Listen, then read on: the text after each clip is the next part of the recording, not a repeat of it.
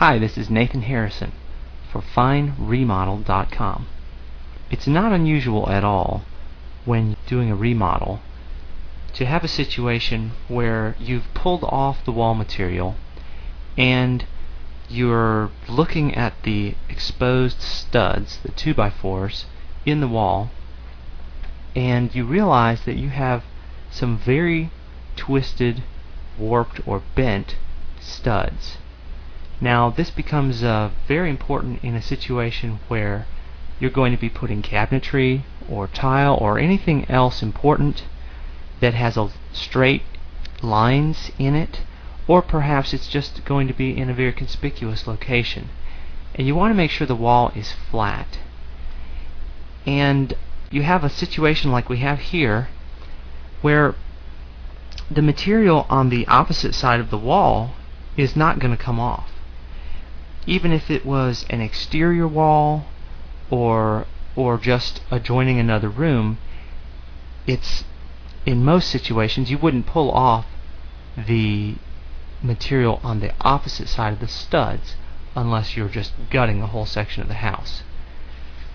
So what can you do?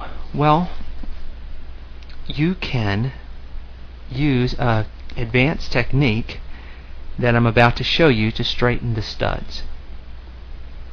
Now let me just say this is not recommended if plaster or any other very rigid material is on the opposite side of this wall. It's important that whatever material is there be able to flex. So of course sheetrock is okay, and beyond that you'll just have to make a judgment call based on what is actually there. Sheetrock will definitely flex as much as it will need to flex to accommodate the straightening of a stud. Okay, so here we have a shower going in a bath remodel, and when the wallboard was removed it became clear that we had some crooked studs in a very bad position. In truth, it would have been bad anywhere throughout this shower because tile, depending on the type of tile, really needs straight studs. The larger the tile, the more important it's going to be that the studs be straight. Before any of the plumbing was run, we had to deal with the framing. So in our case, we decided that this was the location that needed to be straightened. And we took a handheld circular saw and made a cut at about a 45-degree angle. More sharp is actually better. Now you simply decide whether you want the stud to come out or go in. If you want it to go in, it should go in somewhat because you've just created open space where there was wood. If you need it to go in further, you can always make a second cut. If you need it to come out, you simply use shims, and I recommend that you put construction adhesive on both sides of your shims liberally before you insert them. Once you've got the stud straight in this location as judged by your straight edge and shims, you can then proceed to check other locations. Usually one is enough, but you can certainly do this as many times as you need to get the stud straight.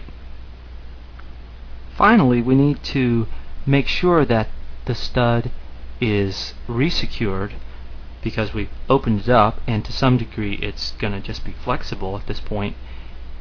We need to resecure it and make sure it's sufficiently strong to handle whatever it needs to handle. Now, if this is a load-bearing wall, you're going to need to sister this stud with a new stud, nice straight stud sistered alongside, and then nail them together securely. Otherwise, you may still want to use that sistering method. If you can't though, and it's not a load-bearing wall, you can use a combination of glue, which we talked about before, screws, which are easy because of the way we cut. Screws would pass from this front face up into the other side of the cut. You could easily get two good sound screws in through the joint. And then finally, a metal plate, perhaps a strong tie type plate that would have a good amount of bite on both ends could be straddled across the cut here on the front face of the stud, and actually on the side faces as well, for additional strength. This particular metal plate you see in the picture is actually simply for protecting plumbing and wiring.